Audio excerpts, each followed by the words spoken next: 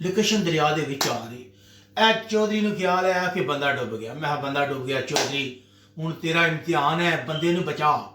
अस्सलाम वालेकुम भैनों ते भरावो, मैं तुहाडा अपना चौधरी परवेज टन टना टन। ए चौधरी नूं नेकी करन दा बड़ा शौक सी, लेकिन नेकी दा जो सिला लब्भा ना, तुसी भी सुन के परेशान हो जाओगे।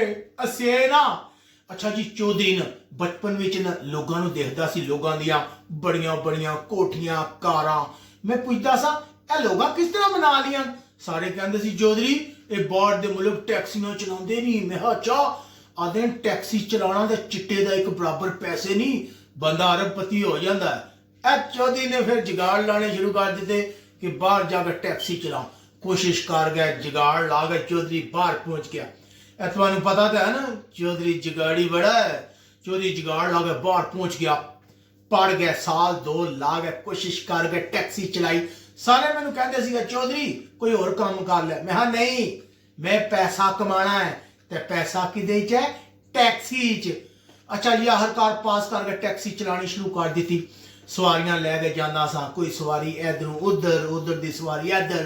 पैसे कमाने शुरू कर दिते, पिछे पैसे भेजने शुरू कर दिते। पैसा तो बहुत आ गया चौधरी को, लेकिन तुहानू पता नहीं चौधरी के अंदर एक दिल भी है। चौधरी जब भी कोई नेकी का काम होवे ना, उहदे च अपना हिस्सा जरूर पांदा। अच्छा जी, क्या होया, एक दिन मैं सवारी नूं लै के ना जांदा सा पिया। सुबह सुबह का कोई तकरीबन टाइम होगा, 5 बजे का टाइम होगा। मैंने एक सवारी लभी, मैनू लै के गया। सवारी लाई तो अगू फॉलो ऑन जाप पई। फॉलो ऑन जाप समझदे हो ना, यानी कि जिस वेले तुसीं सवारी लांदे उस तो पहले तुहानू एक सवारी आ जाती है कि तुसीं चुक लो, ताकि टैक्सी च पैसे ही पैसे। अच्छा जी, मैं सवारी नूं लभण गया। मैं दरिया के किनारे जांदा पिया।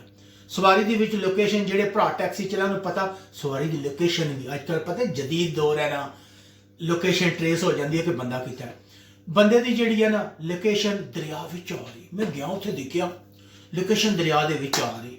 ए चौधरी नूं ख्याल आया कि बंदा डुब गया। मैं बंदा डुब गया चौधरी, हुण तेरा इम्तिहान है, बंदे नूं बचा। चौधरी जेड़े बंदियां नूं बचाउंदे ने, उन्होंने फोन मार छड़े कि बंदा डुब गया, बंदा डुब गया। वो आ गए सारे, पुलिस वाले भी, दूसरे भी, कश्तियां लै गए। उन्हें आखिया चौधरी कित्थे डुबया? मैं आखिया इत्थे डुबया।